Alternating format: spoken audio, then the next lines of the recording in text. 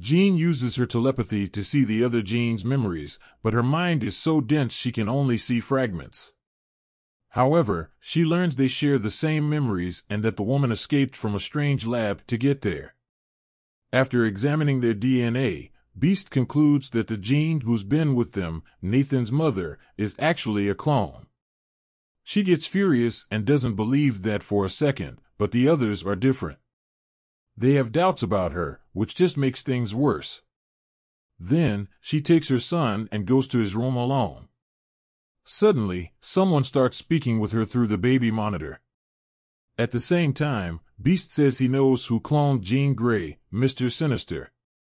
The villain reveals to her she really is a clone and that his objective is to get Nathan for himself. The clone doesn't stand a chance against Sinister, as he made every cell in her body.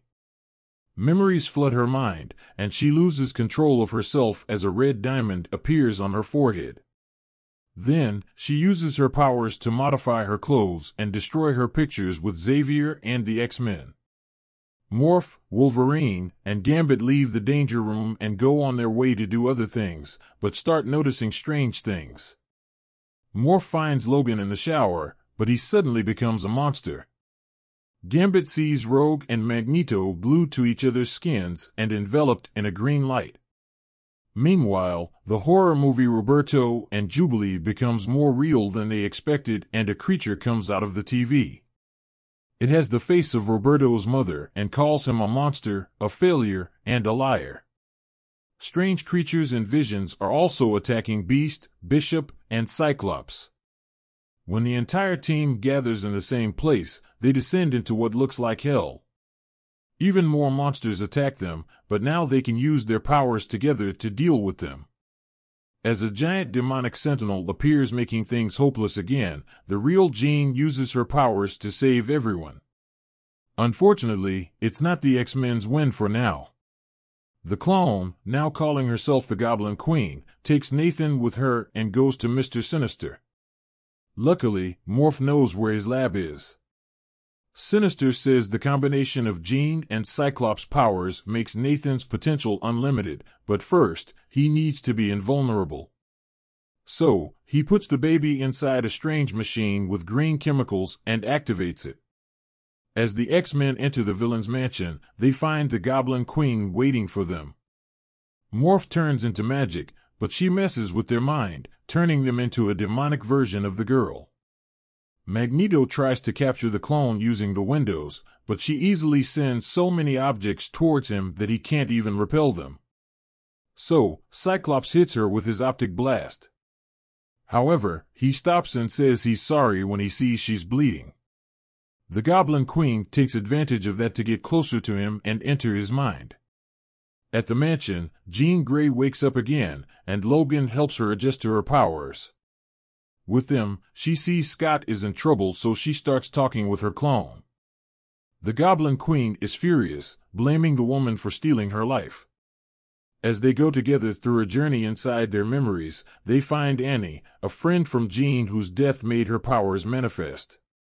When they see Nathan's birth, the clone gets control of herself again and offers Scott help. They go after Sinister and save the baby, but the villain says they actually doomed him. Suddenly, a techno-organic virus starts taking over Nathan's body. After analyzing it, Beast says there's no way to fix that with the current technology. So, the clone Jean proposes they take Nathan to the future with Bishop. However, his time band can only take him and the boy through time. Having been abandoned before, Scott refuses the idea and says he could never do that with his child. Unfortunately, no one sees another alternative. Later, Jean uses her telepathy to tell the boy he is perfect and his parents love him dearly.